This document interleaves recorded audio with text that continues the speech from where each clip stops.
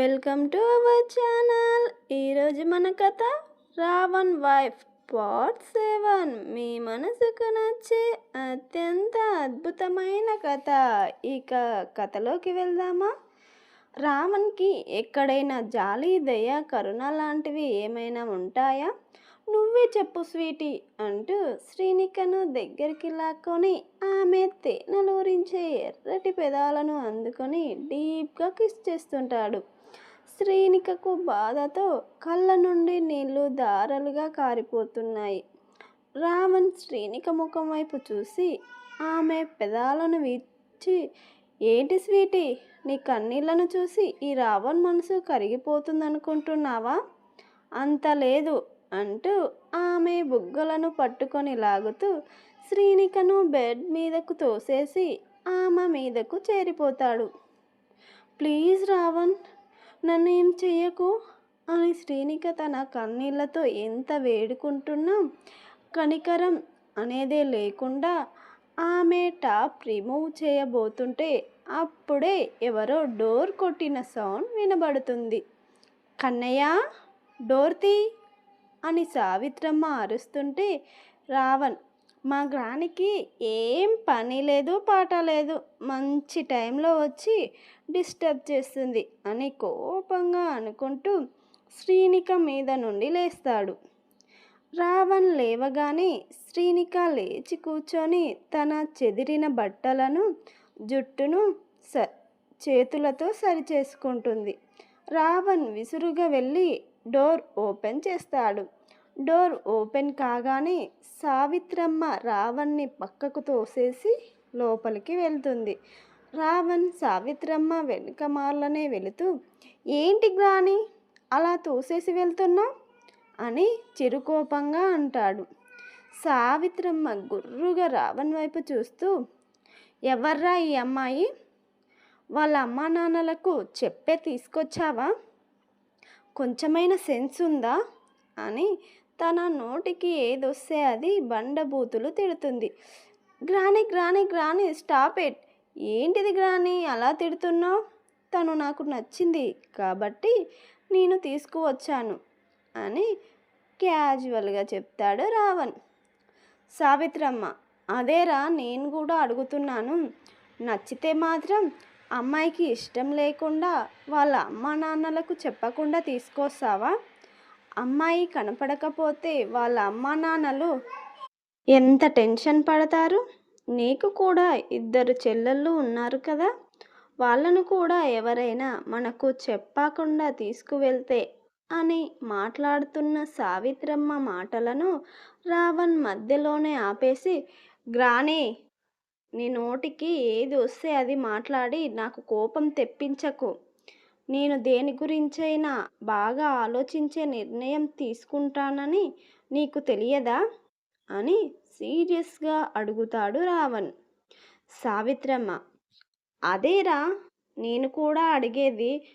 అన్నీ ఆలోచించి నిర్ణయం తీసుకునే నువ్వే ఇలా చేశావంటే నాకు నమ్మబుద్ధి కావడం లేదు. రావణ్, గ్రాని, నేనేమి చిన్నపిల్లవాడిని కాదు తెలియక చేయడానికి. నేనేదైనా చేస్తే అందులో మ్యాటర్ ఉంటుంది అని కోపంగా చెప్తాడు. ఇక ఇంతటితో ఈ విషయాలన్నీ వదిలేయ్. సావిత్రమ్మ, సరే కన్నయ్య, నీ ఇష్టం, నీకు నచ్చినట్టు చెయ్యి. నీ గురించి నాకు బాగా తెలుసు అని చెప్పి శ్రీనిక దగ్గరికి వచ్చి ఆమె చెయ్యి పట్టుకొని తీసుకువెళ్తుంటే రావణ్, ఆగు గ్రాని, తనను ఎక్కడికి తీసుకువెళ్తున్నావు? సావిత్రమ్మ రావణ్ వైపు తిరిగి, మీ ఇద్దరికి ఇంకా పెళ్ళి కాలేదు. పెళ్ళి కాకుండా ఒకే గదిలో ఉండడం ఏమాత్రం మంచిది కాదు కాబట్టి నా గదిలోకి తీసుకువెళ్తున్నాను. మీకు పెళ్ళయ్యేంత వరకు అమ్మాయి అక్కడే ఉంటుంది అని చెప్తుంది సావిత్రమ్మ. రావణ్, ఇక్కడే ఉంటే ఏమవుతుంది అని సీరియస్గా అడుగుతాడు. సావిత్రమ్మ, పెళ్ళి కాకుండా ఒక అమ్మాయి ఒక అబ్బాయిని ఒకే రూమ్లో ఉండడం మన సంస్కారం కాదురా. చెప్తే నీకు అర్థం కాదా? బయటి లోకం కాకులై కూస్తుంది. అని సావిత్రమ్మ వివరంగా రావణ్కి అర్థమయ్యేటట్టు చెప్పి శ్రీనికను తీసుకువెళ్తుంటే రావణ్ ఆగు గ్రాని అని కోపంగా అరుస్తాడు. శ్రీనికకు భయంతో ఒళ్ళంతా చెమటలు పడుతున్నాయి. సావిత్రమ్మ మళ్ళీ రావణ్ వైపు తిరిగి ఏంటా అని రావణ్ వైపు చూస్తుంటే రావణ్ ఫాస్ట్గా శ్రీనిక దగ్గరికి వచ్చి తన జేబులో ఉన్న మంగళసూత్రాన్ని తీసి శ్రీనిక మెడలో ఫాస్ట్గా కడతాడు. రావణ్ అలా చేయగానే శ్రీనిక షాక్తో బొమ్మలా బిగుసుకుపోయి అలానే రావణ్ వైపు చూస్తుంటుంది. సావిత్రమ్మకి కూడా కొద్దిసేపు మైండ్ అంతా ముద్దిపారినంత పనయింది. ఇలా చేస్తాడని ఎవరూ ఊహించలేకపోయారు. అరే కన్నయ్య ఏందిరా ఈ పని నువ్వేనా ఇలానా చేసింది అంటూ శ్రీనిక దగ్గరికి వచ్చి ఆమె మెడలో ఉన్న తాళి పట్టుకొని అడుగుతుంది. ఇప్పుడు ఓకేనా గ్రాని? తనని నాతో ఉంచుతావా? ఇప్పుడు నేను తనని పెళ్లి చేసుకున్నాను. ఇప్పటి నుండి తను నాతోటే ఉంటుంది కదా అని తన కనుబొమ్మలు ఎగరేస్తూ చెబుతాడు. సావిత్రమ్మ రావణ్ దగ్గరికి వచ్చి పిచ్చి సన్నాసి అని అతని చెవి పట్టుకొని మెలిపెడుతుంది. ప్లీజ్ గ్రాని వద్దు గ్రాని ప్లీజ్ గ్రాని నొప్పిలేస్తుంది అని అరుస్తున్న సావిత్రమ్మ అతని మాటలను లెక్క చేయకుండా ఇంకా గట్టిగా మెలిపెడుతుంటుంది. రావణ్ ఆమె చేతుల్లో నుండి గింజుకుంటూ ప్రక్కకు జరుగుతాడు. మళ్ళీ జానకమ్మనే మాట్లాడుతూ నేను రేపు వెళ్ళి అమ్మాయి వాళ్ళ అమ్మ నాన్నల దగ్గరికి వెళ్ళి నీ పెళ్ళి గురించి మాట్లాడదామనుకున్నాను. కానీ నువ్వు ఇంతలోనే ఏదో కొంపలు మునిగిపోయినట్టు ఇలా హడావుడిగా పెళ్లి చేసుకుంటావారా? నేను నీ పెళ్ళి గురించి ఎన్నో ఆశలు ఎన్నో కలలు కన్నాను. అన్నీ బూడిదలో పోసిన పన్నీరు లెక్క అయింది అని ఉక్రోషంగా చెబుతుంది.